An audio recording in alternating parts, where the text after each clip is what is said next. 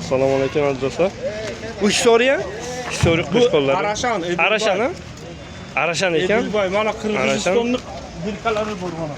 Arashan Edilboy 4 ta qo'shqorimiz chiqqan ekan mana. 4 ta emas, 4 ta bor deydi. Ha, bu yerga 4 ta.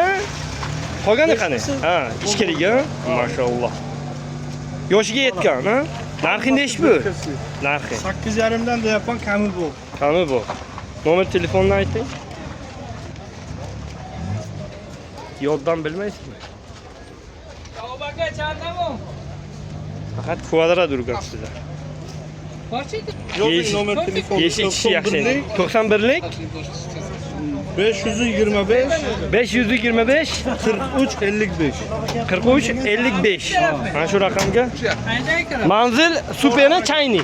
Ha, çayın. Chayni. Seti fraqtet. Mana. Anguscha qanday bo'ldi anguscha? Zo'rmi? Mana. Kimga kerak bo'lsa 8,5 million so'mdan aytyapti. Yana kelishadigan joy bor. Mana shunaqa arashan sog'liqi ham bor ekan. Kimga kerak bo'lsa zotga mana shu raqamga telefon qilasizlar.